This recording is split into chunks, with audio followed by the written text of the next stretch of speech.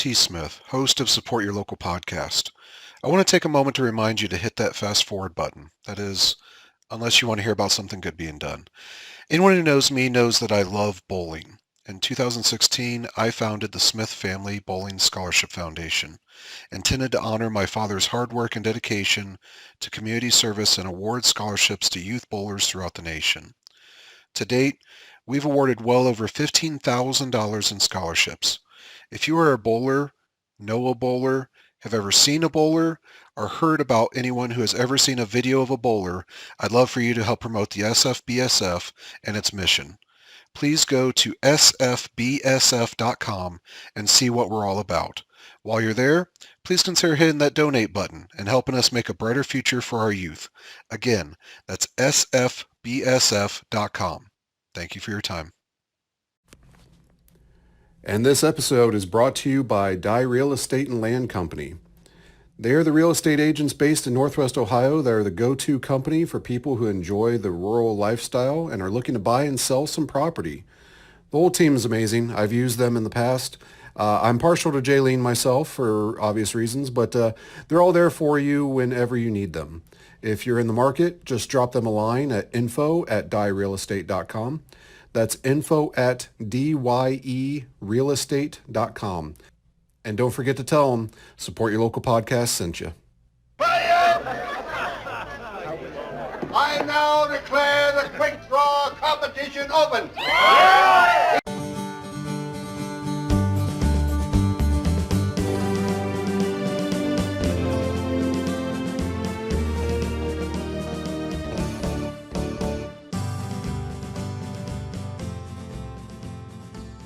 Howdy, everyone. Pull up a chair, kick up your boots. Oh, wait. Nope. That was the last one. Gonna have to come up with something new for this one. But howdy, everyone. I'm your host, Robert T. Smith, coming to you from beautiful Tombstone. Yes, that one. Welcome to the first episode of the Quick in the Pod, the show where we take a look at Sam Raimi's 1995 classic, The Quick and the Dead, one chapter at a time.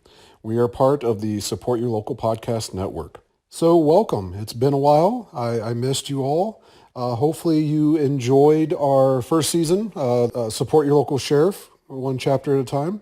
We are going to leave Callender, Colorado, head a little bit south. We are now somewhere in an undisclosed location of Arizona and or Mexico. We'll find out as we take a look at the 1995 movie, The Quick and the Dead by Sam Raimi. All-star cast.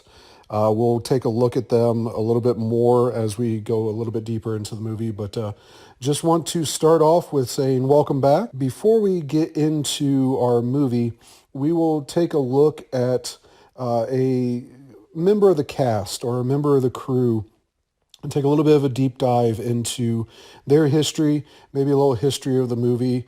Those of you that listened in season one, you're very familiar with the Remember the Name.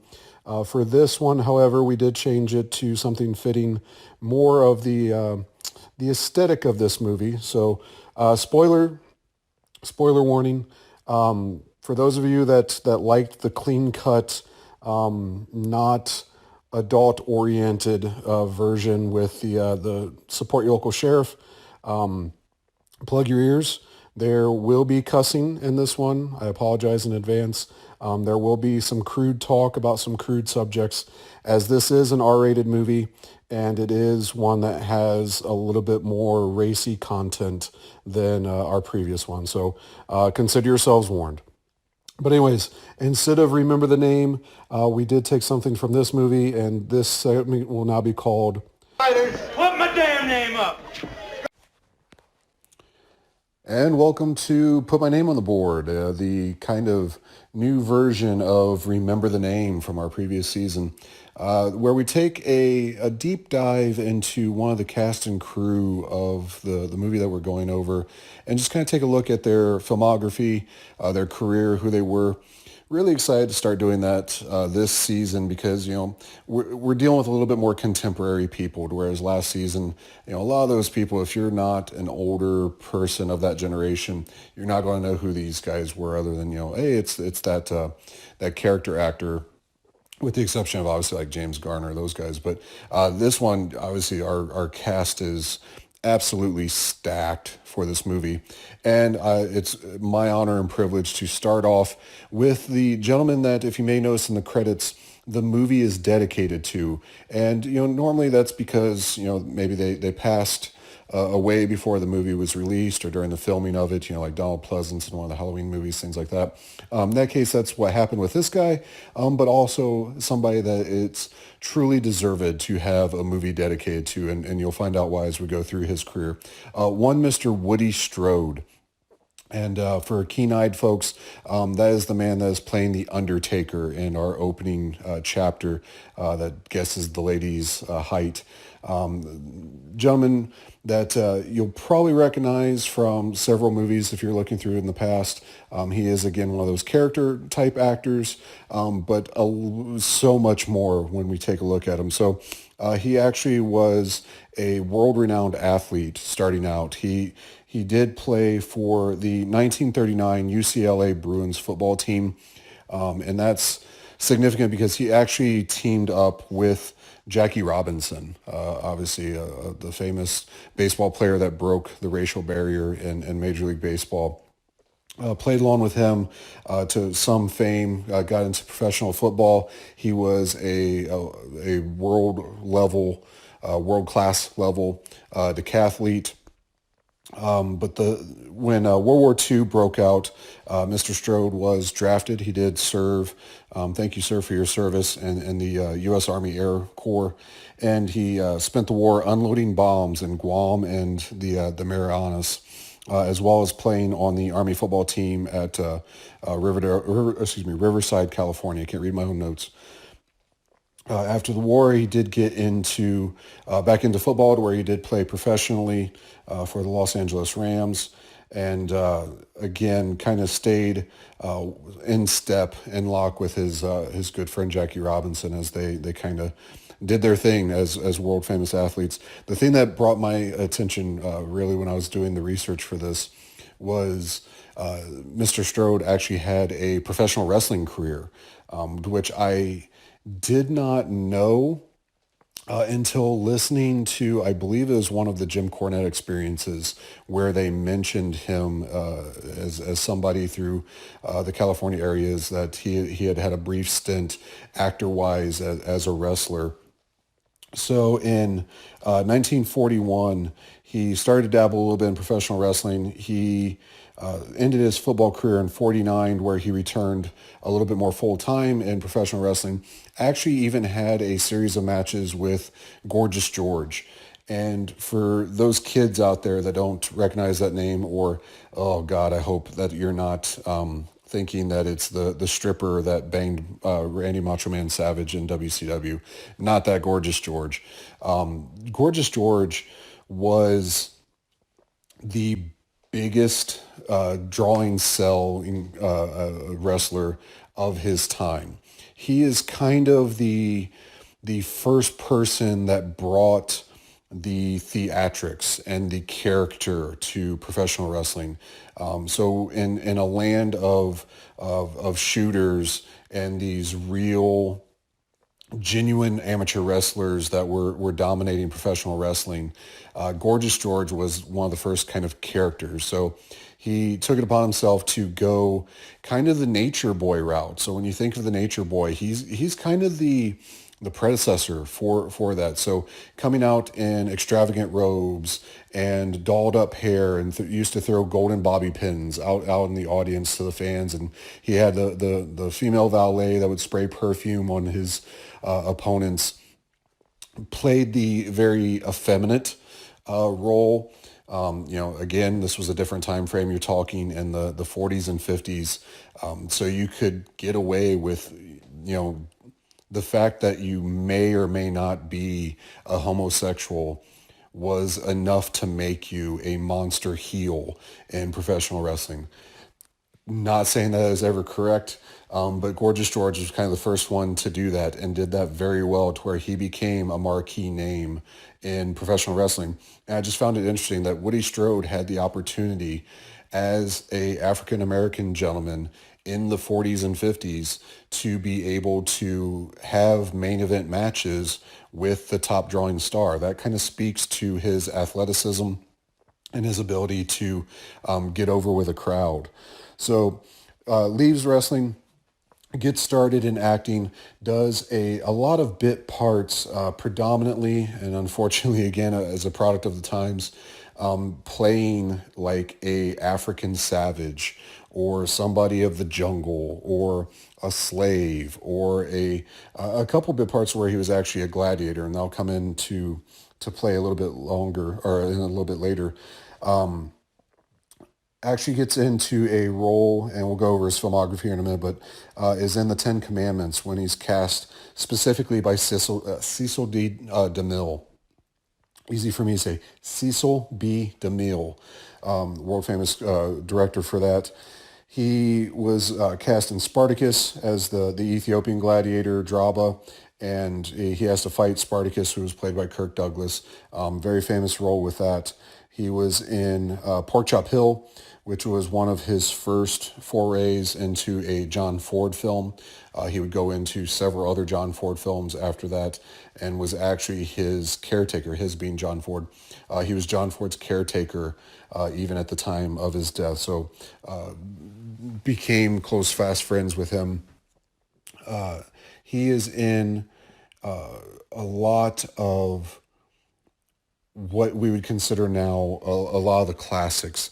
And yes, he played as the character bit actor, but very noticeable gentleman. When you see him, you go, yeah, that's the guy from the Quick and the Dead. So just real quick, some of his filmography, again, playing some bit parts up until 1956 when he gets in the Ten Commandments. 1959, Pork Chop Hill. 1960, The Last Voyage and Sergeant Rutledge. 1960 as well, Spartacus. 1962, The Man Who Shot Liberty Valance. I believe he was the assistant or the right hand to the John Wayne character in that. 1965, Genghis Khan. 1966, The Professionals. Once Upon a Time in the West in 1968, which kind of capped off his European tour of acting. He was in a lot of the westerns and movies over in Italy and over in Europe, where he became a bigger star. Kingdom of the Spiders in 1977, and then continued throughout Ravagers, Cuba Crossing, Scream, not that Scream, not the horror movie Scream, Gathering of Old Men, Bronx Executioner. His final film is obviously, as they list him here, as Charlie Moonlight. He's just the Undertaker. I don't think they ever actually say his name in the movie. But in 1995 with The Quick and the Dead, to where he would pass away shortly after. But Sam Raimi, knowing films and knowing movies the way that he does, would obviously know who this man was and kind of the impact that he had as really I mean, when you look at some of the roles that he was in and the things that he did, he was kind of a pioneer in regards to the African-American actor getting bigger parts in big name movies and not just being kind of that stand-in for those. But one Mr. Woody Strode wanted to celebrate his career, celebrate his filmography, his athletic career as well. But always an honor, and again, this movie is dedicated to his memory for those reasons. But this has been Put My Name on the Board. Add my name to the list. And we're back. So we start off our movie, we fade into the oh-so-familiar TriStar logo, and which is the one that's the Pegasus with its spreading its wings and it's galloping towards the screen. And I'm just reminded of how awesome studio logos used to be, how iconic studio logos used to be growing up. You know, you had Universal with the planet and the Universal rolling around it. You had TriStar with the Pegasus. You had the Liberty Lady holding the torch for, I believe it was Columbia. Just all these obviously the Fox logo, the 20th Century Fox with the fanfare. All these iconic studio logos, and I don't know that I can identify most of them nowadays. You know, unless they're still those studios. you have the Marvel, so it has the comic book pages being flipped. That's kind of iconic, but there's not really that feeling anymore of you see a logo and you're like, okay, I know what kind of movie this is going to be. If you saw a Canon Pictures logo, you had a pretty good idea that this was going to be a schlocky, low budget but ridiculously awesome movie. I don't know that you just get that anymore. All the studios are absorbing each other to where now it's pretty much just Disney and Sony, I think. I don't know if there's much else other than that. Warner Bros. Is still floating around there somewhere, I guess. But yeah, it's just interesting seeing the old school logo. I still get a little thrill seeing that. But anyways, we start seeing some front-loaded credits with some of our cast of crew, and interesting that top billing obviously goes to Gene Hackman, but also Sharon Stone. She is the star of this movie, rightfully so. But it's interesting to see with the cast that we have that she had enough star power, enough pull to get herself right there co-billed with Gene Hackman. Granted, we'll come to find out that she's actually a executive producer on this film and one of the reasons why the film got made. But it was very interesting to see her top billed with Gene Hackman.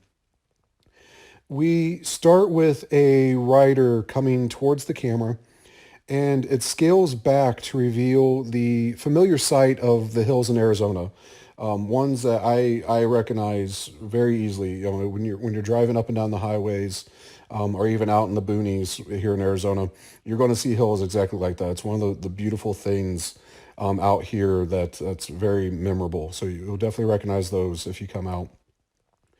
We see a broken carriage and a horse standing there, and dirt goes flying by the screen. And I don't mean like a dust storm. I mean dirt is flung across the camera. And we pan across and see that there are several mounds of dirt, and each of them have with them a separate shovel sitting beside it. And we see at least two of those before we see someone hunched over a mound flinging dirt with his hands. So at least we know where the dirt's coming from. There's another shovel sitting next to him, and it looks like a pickaxe literally sitting next to him, like up against him. So I'm wondering, does this person not know how a shovel works? Question mark. Does he think they are single serve? Like is like a spoon? Because I can tell you from personal experience, it is no fun trying to shovel dirt out here in Arizona. My son Robbie and I, we struggled even getting through the dirt enough to put a post for a mailbox, and we failed miserably. It's such compacted, hard, sun-baked dirt that even with a shovel and my 200 pounds, I could only get like half a shovel's worth into the ground before it was pinging off of stone. So let's just say, it still has to be easier to use a shovel than trying to dig it with your hands. So I don't know if he was trying with a shovel and it failed miserably, so he threw the shovel to the side and got another shovel and tried another. I don't know the logic behind this, but the man definitely has a overabundance of shovels. Let's just say that. And let's take a moment and we'll ask ourselves, what do you think he's looking for? Is this guy prospecting? Is the broken wagon a landmark to some buried treasure? Keep in mind, Arizona was a big part of the boom. We're very much a rich source of silver and copper. I mean, we're known as the copper counties out here, for Pete's sakes. I personally, in watching this, I always took it to be an outlaw going back to where they buried something after a bank heist of some sort. Or even maybe the people in the wagon were massacred and their money was hidden until after a posse had stopped looking for the culprit. So maybe he slaughtered these people, buried their stuff, and then went running off. And now he's back to try to remember where he left it. Perhaps he's like the Clint Eastwood character, but he's acting a lot more like as we'll see, He's acting a lot more like the Eli Wallach character in The Good, the Bad, and the Ugly. So, we're looking for the unmarked grave. But just his mannerisms, as we'll see here in a moment, very much similar to more of the ugly, to the Eli Wallach character. So our writer is getting closer, and we see the face of Tobin Bell pop up as our digger, and it's taking up the frame, and you have to go, oh, oh. Tobin Bell is a very menacing presence, to say the least. He hears the writer, and he scrambles up. He grabs his rifle, not one of his shovels, and he goes to the wagon. He props the gun on the wagon wheel, and we switch our point of view to his as the rider is still. I'm horrible with distances, but I say a few dozen yards away, and the rider gets shot and falls off of their horse. Now, here's my first nitpick of the movie. And I know that we're only about 2 minutes in. I'm sorry, but this has to be said, but oh well. The writer would have fully seen this man. They would have fully seen this man grab their gun, and they would have seen this man scrambling to the wheel and setting up their shot. But they don't do anything to prevent being shot. We see the rider the entirety of this time just keep barreling forward. So did the writer think there was an Native American riding behind them and he was helping them out? I'm confused. Like, it's not like this rifle had a scope on it to where maybe he was just using it as a telescope to get a better look at the rider. I don't get it. But alas, they just keep riding straight at him. And granted, it's a wide open prairie, but you can at least bob and weave. If Game of Thrones taught us anything, you should at least be bobbing and weaving. So Tobin Bell runs up to the body to check on it. And when he turns it over face up, the body turns quickly and it seems to smack him, knocking him on his back and unconscious. And we see a quick glimpse as the rider rolls over that it is in fact a lady. And we're to assume that she pistol whipped him, I guess. Maybe she punched him. But I find it very hard to believe because being flat on the ground and with Tobin being slightly leaning forward as he was at the time, there's no way she connected with either a pistol whip or a punch. And if she did, there's no way she generated the force that would have been able to knock him out unless, this is an ancient ancestor to, or ancient, it's 100 years, it's the Old West, but it sounds better when you say ancient ancestor.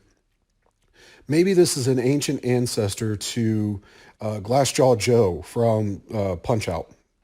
Who knows? The figure gets up and approaches the downed Tobin Bell, and we get the first of many shots of bullet holes having the sun shine through them. So let's put on the leaderboard. Ding! That's number 1. Keep track. We see that the shot from Tobin went through the brim of the hat, right in front of the face, and not the top of the hat straight through. And I'll admit I'm no physics major. I'm pretty good with math. Physics always got me a little bit.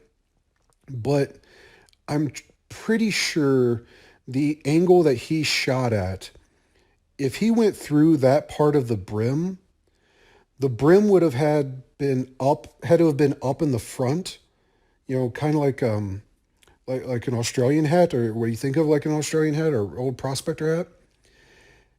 And then if it was pulled up in front, it would have then had to have gone through the actual hat and not her head. And we see with the bullet hole that that's not the case. So otherwise, his shot would have had to have come straight up from the ground and the horse and then the hat, because her hat brim would be parallel with the ground. Excuse me, if that makes sense. But whatever, it's a cool visual, and it's one of many that we'll get with this being a Sam Raimi joint. Let's face it. Let's just sit back and have fun. Sam Raimi is not known for his sound logic in movies. God love him for it. It's one of the reasons I love Sam Raimi is his movies are always a lot of fun. This one's not going to be any different, I promise you. The the figure now throws her hat into the camera and presumably onto Tobin. And we fade to black. When it comes back, we see Tobin Bell removing the hat from his face. I told you it had to have hit him. And it's just in time to see the lady mounting her horse. He has a few choice words for her before scrambling up to chase her, and he finds that she has chained him to the wheel of the busted wagon.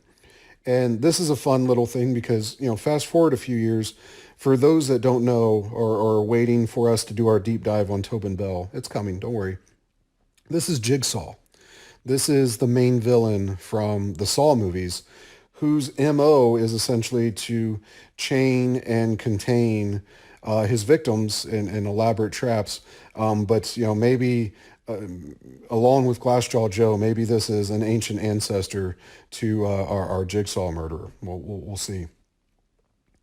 The lady, now that we can see her, is in fact Sharon Stone, our leading lady. She has taken his hat as a replacement, but also his horse.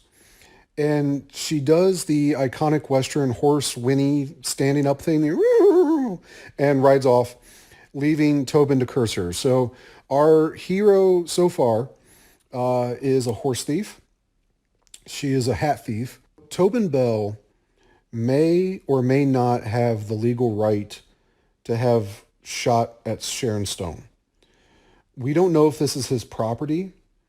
It looks like open range, but coming from this area, I can tell you there are places all over Arizona that look just like this, and they're owned by someone. Somebody has to own that land. If we're to assume this is around the same time as the silver and copper booms that we had out here, he could conceivably own this plot as a stake. This may have even been his covered wagon. Maybe he buried it to get away from outlaws that were getting ready to take his covered wagon, or Native Americans, or whatever. And he's just coming back to get his money back. But regardless, he shoots at her, but he doesn't technically hit her. He hits her hat. Defying physics or not, he hits her hat. Does Sharon Stone now have the right to steal his horse? Horse theft was a huge, major crime during the Old West. It's literally the equivalent of Grand Theft Auto in today's age, but worse, because you would get hung as a horse thief. Think back to Support Your Local Sheriff, Jake. His dad was hung as a horse thief. That's things that happen because you're not just taking somebody's transportation, you're taking their work. So a lot of horses were workhorses. They're used to haul goods. They're used to farm. They're used to till. You're doing a lot more than just stealing a car at that age.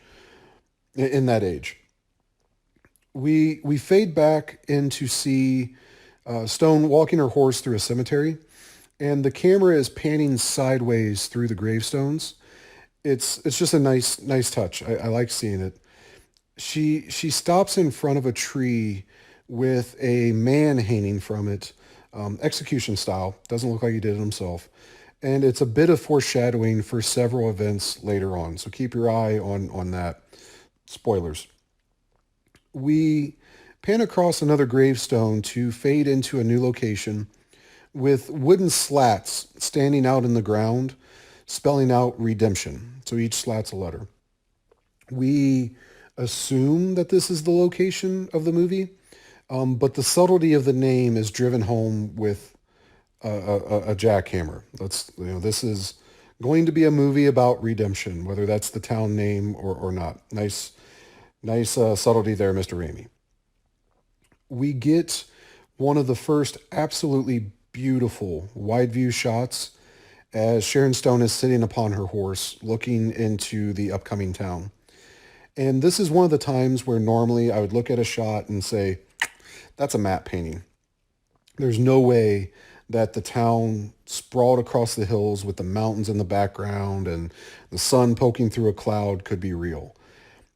I think in this case, There is a bit that is made up. So those that don't know, matte painting is when you watch a movie and you see a background that's obviously fakeish. Now they do it with CGI, but they used to do it with an actual painting. That's a matte painting. It's a painting placed in the background of a shot to give a shot depth. So think of like Star Wars, when you saw the really long super hallways, or if they're on a planet and you see, a bunch of buildings in the distance. A lot of times that was a matte painting. They're actually on a sound stage that's only, say, 20 feet wide, but the matte painting behind it made it look like it went on for miles. Lord of the Rings, lots of things use those. But I do believe that there's a little bit of that in the composition, but I can really tell you there are hundreds of times where I'm driving through Arizona that there are these panoramic views like this, that even as you're seeing it in reality for yourself, you know for a fact that it's real, unless we're in the Matrix. You say to yourself that it looks like someone dropped a matte painting into the background. The one that comes immediately to mind, driving to and from Nogales every day when I worked down there, you'd go to Sonoita, and there's this part where you go up over a hill, and as you come back down, this beautiful panoramic view of these rolling hills and plains in Sonoita is breathtaking. And you see the mountains and everything else, just absolutely amazing. And if I didn't see it for myself, I would swear that it's a matte painting. I've tried so many times to get these pictures of it, and they just don't do it justice. Anyways, back to this. She rides into town as a group of about 10 people storm their horses past her.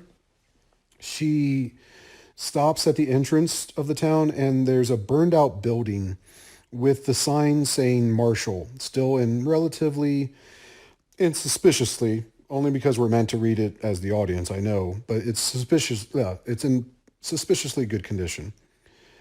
She rides up the main drag, and speaking of, she takes a drag on a cigar or a cigarillo. I'm not a smoker, so I'm not sure the proper terminology, but those long, thin cigar type things.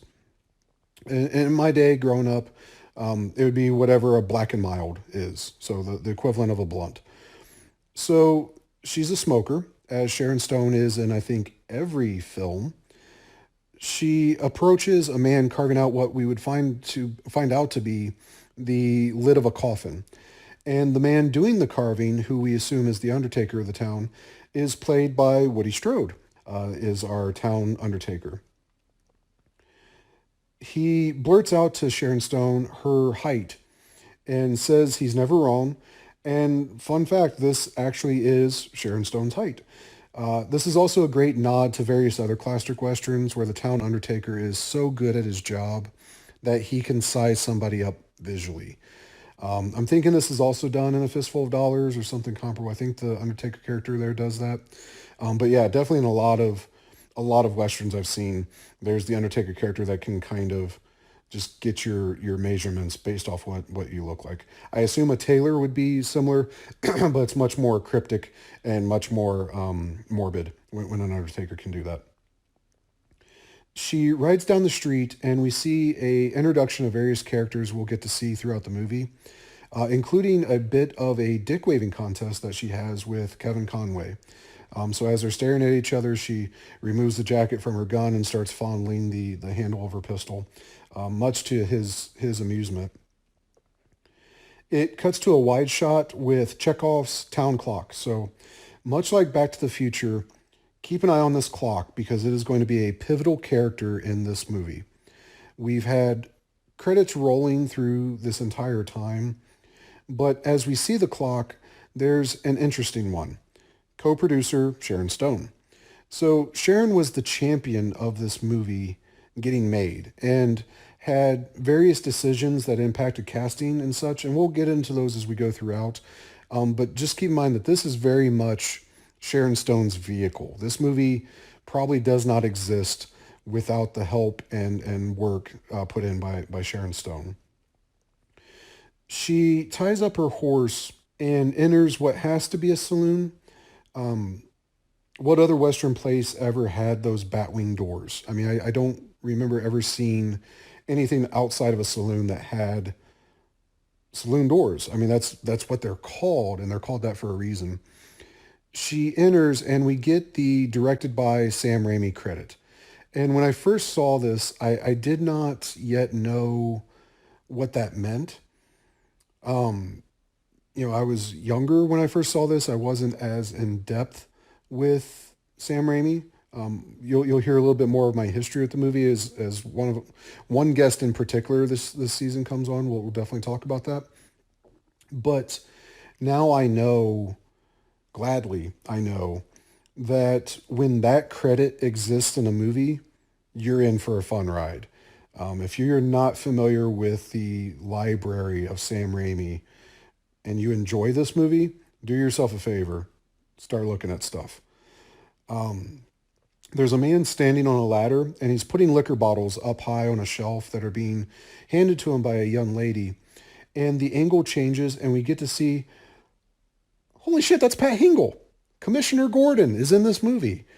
And I have to, every time I mention Pat Hingle, I have to take a moment in honor of my dear friend Josh Clark. Shout out to you, Josh, if you're listening.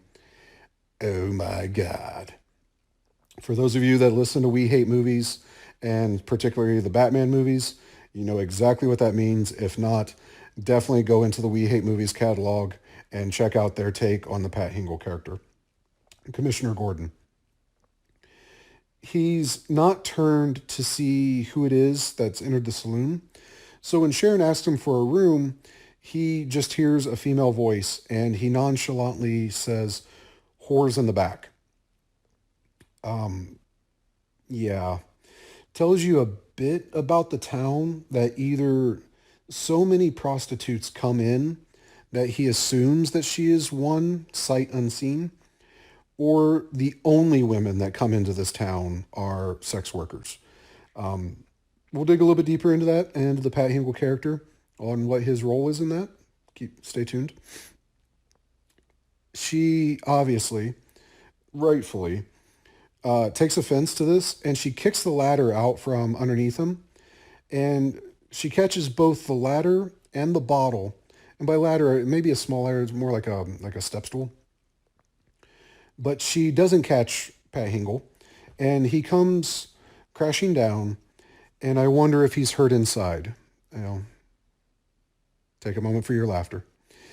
I wonder, as they make it a point to show her setting her cigar down on the bar before she does this, was this supposed to show the audience how fast her hands were by catching those things?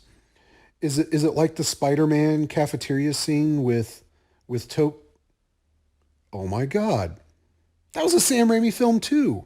Is this like a thing for him where people catch things that are about to fall to the ground? When I watch Sam Raimi films, I'm going to have to keep an eye on that. But anyways, is that what it was supposed to do? Because if it did, I don't know that it landed very well because I mean, she just caught a couple items in the air that were falling and not necessarily that fast. She pours herself a drink of the whiskey that she caught while Pat Hingle composes himself and he sees the error of his words. We get a shot of a long shadow across the floor coming in through the doors, and it pans across and up, and we see, yes, everybody, Lance fucking Henriksen. I warned you about the cussing. This is Lance Henriksen in this movie. So already we're running into Sharon Stone, Pat Hingle, Lance Henriksen. This cast just keeps getting better and better. He is decked out in black leather, black hat. He has his arms stretched out across the open doors with this long hair and ridiculous beard and mustache. I mean, Colonel Sanders level beard and mustache. And this, this is the moment where my wife Jessica always chuckles because he just looks so ridiculous. I am not sure with his arms like that if he's trying to look as laid back, douchey as possible, or if he's trying to look like Jesus. He pulls off both. Laid back, douchey Jesus. Hashtag. He enters and he immediately tries to put on the charm for Sharon Stone, but she's having absolutely none of it. We see in the background an African American gentleman, and he's reading a paper and looking on. And I wonder who he is. Stay tuned. I'm sure we'll find out. We find out that Lance is a supposedly good shooter, as he claims the deck of cards he's fiddling with has an ace put in it for everyone he's killed. And as he fans them out, we see a fair amount of aces in there. And the deck is noticeably larger than your standard deck of Hoyles. So again, Sharon Stone is not impressed. She walks past and out the door. And when she does, Lance is left with this look of dejection. And then he tisks himself. He goes, and brings the facade right back on. So nice acting, as would be expected from Lance Henriksen, who's an amazing actor. But we end our scene with Ace not succeeding in the charm game, but just kind of tisking himself off and building himself back for whoever the next mark is going to be for him. But that is where we end our scene. So where do we go from here? What's going to happen? Who is this mysterious lady? Who is this cock of the walk, Lance Henriksen? Who's the gentleman reading the paper? We will find out that and more as we go throughout this movie. But until then, please, please, please, if you have not already, check us out on social media. We are still with Support Your Local Podcast, so that is our tag at Facebook, Instagram, our YouTube channel. If you need to get a hold of us for anything, questions, comments, concerns, please hit us up at SUP, S-U-P-P, SUP, Your Local Podcast at gmail.com. You can just give us your feedback. Let us know what's going on. If you have a few moments, what really helps us, obviously this is a free podcast. We would like to keep it a free podcast. We would like to keep it a ongoing podcast, something that I'm going to continue to do. To do so, please take a moment on your favorite podcatcher and rate and review us.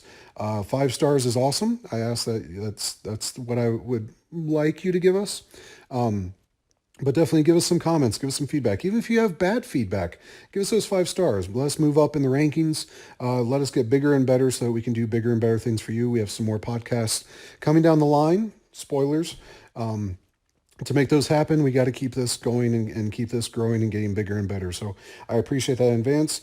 Until we meet again, everybody, it's great to be back. I'm glad to be back. Hopefully you're enjoying this already, but we have a wild, wild ride ahead of us with this movie, I promise you. Until we meet again, folks, as always, support your local podcast.